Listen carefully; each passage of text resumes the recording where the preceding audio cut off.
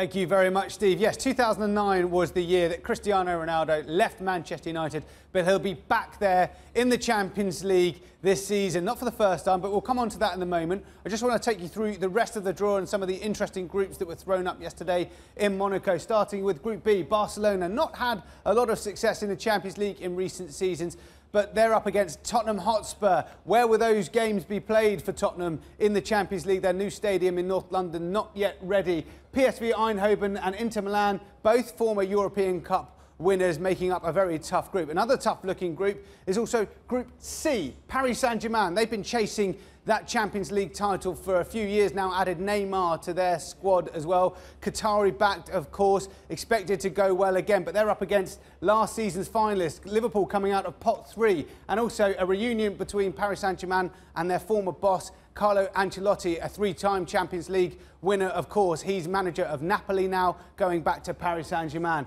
But now, over on this side of the draw, Manchester City, they're favourites for this year's competition, never won the Champions League, never got to the final, but obviously had that amazing season last year in the Premier League, amassing 100 points. Very favourable looking group for them as well. Shakhtar Donetsk, who they had in the group stage last season, Lyon, the French champions, and then there's the German newcomers to the Champions League, Hoffenheim as well. But a lot of focus will be down here. Manchester United against Juventus.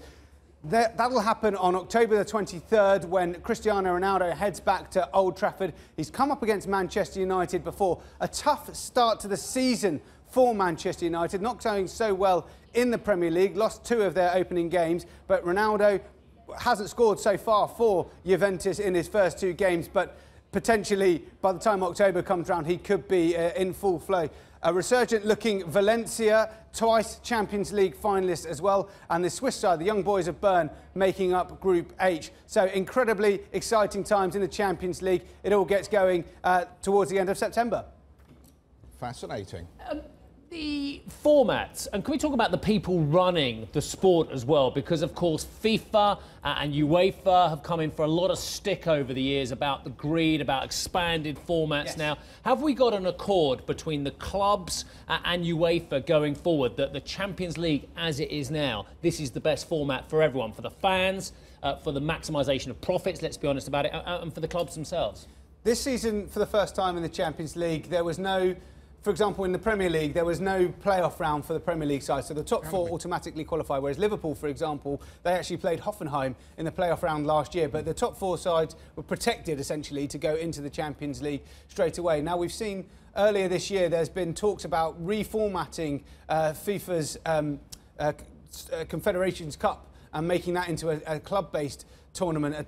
SoftBank put in a £25 billion bid to try and reformat that competition. So there's going to be resilient processes from the UEFA to try and preserve the Champions League as its primary competition, but there's going to always be pretenders that come in. The International Champions Cup, the pre-season tournament. What about the players? Because I know that, you know, there's very little sympathy for these multi-millionaire prima donna players in many ways, but some of the greatest players of all time, I'm thinking from Dean Ashton to Andy Carroll, have suffered injuries from playing too much. You're laughing, you got my take. I was trying to think of Dean Ashton's last Champions League game, but that's fine. Yeah, no, probably Dean running Ashton, a pub very unlucky Dean Ashton with his career. It would have been a very one good of the forward. finest strikers. Yeah, very much so. Andy Carroll, TBC, it's still got a bit of time left. But you know what I mean? So these players are under a lot of pressure to play more. There's a lot of football going on, and there's not a lot of break. We will see at the end of next week, Steve, we'll be seeing the UEFA Nations League.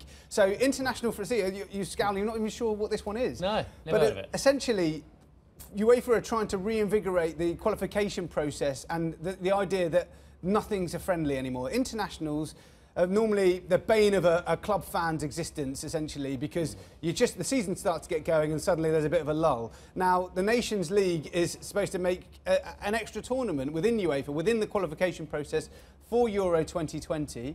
England will be up against Spain, for example, at Wembley next week. Both those sides will have aspirations of winning Euro 2020, and it's a very convoluted format, but essentially they're trying to make more jeopardy and more excitement around what was just an international friendly.